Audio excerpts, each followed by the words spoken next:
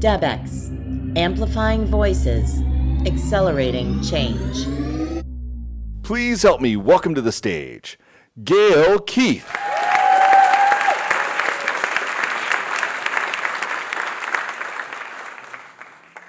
So I want to ask you a question. When you hear the word depression, what comes to mind for you?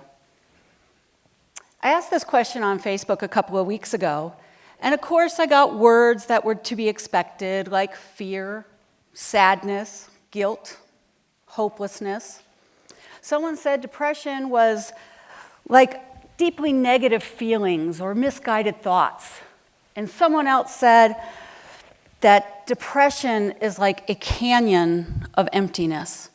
And when you're in it, you feel like you can't get out and that you have been cursed with a life of shame, guilt, and sadness.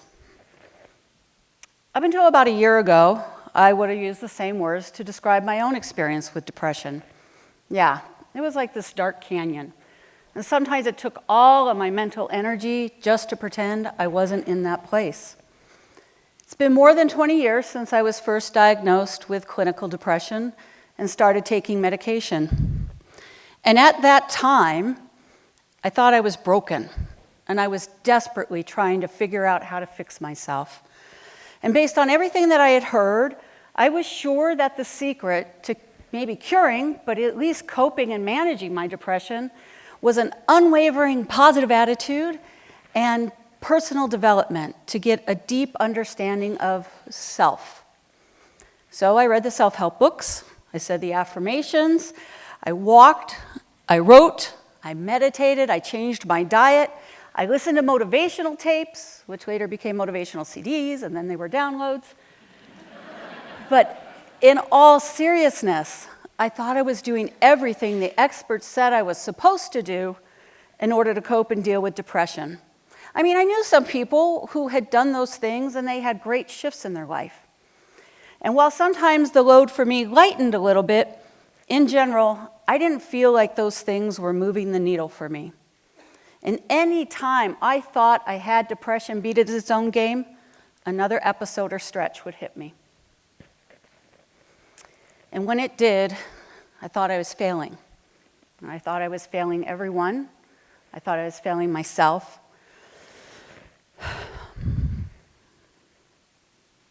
And I just couldn't get a grip on this thing called depression. And what's worse, at this stage in my life, I really have no reason to be depressed. 5 years ago, I married my soulmate.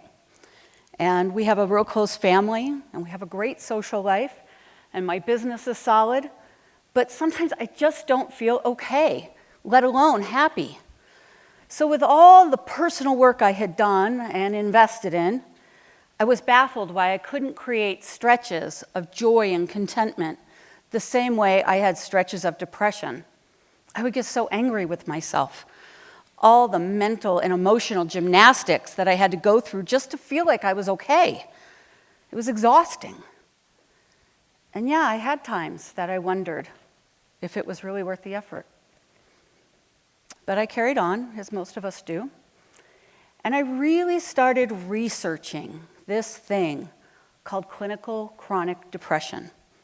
And quite unexpectedly, that research helped me shift from being broken and empty.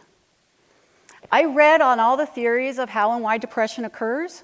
I read the articles about how the brain works and how we have neurotransmitters and how serotonin and dopamine levels impact mood. And the more I researched, the more I noticed my own perception was changing. The more knowledge I gained, the less anger I had, the less upset I had. For me, I really learned that my power, my self-power, comes from knowledge. Then I made a discovery. I was way back in Google on page 5 or 6, and I found that there's pockets of people around the world who have a completely different view of depression. And not only that, in some cultures, depression and anxiety are signs simply that someone is on a journey, that they're achieving a higher level of consciousness, or they're on their way to having a spiritual breakthrough. They just view it as the brain's way of recalibrating itself. There's nothing wrong, there's no illness there. For the first time, I had to consider that my own view of depression was simply what my culture told me it was. This shift of perspective, it really gave me a lot of energy, gave me a surge of excitement, and I started to research more. I ran across articles that had links between depression, artistic expression, depression and intelligence, and even depression and leadership. They're all connected. I found revered minds like Abraham Lincoln and the novelist Ernest Hemingway were all known for having depressive episodes. They called it melancholy back then, but it was the same descriptions we have today. And Lincoln was even diagnosed with an anxiety disorder. And today we have big names like singer Lady Gaga and athletes like Michael Phelps who have all spoken out about their very real struggles with depression. I was beginning to see things from a different perspective, a powerful perspective. No wonder all that stuff I did wasn't working, and it didn't fix me. I was realizing there was so much more. Then I began to really look at my life, not from the struggles I'd had or the things I had lost because of depression.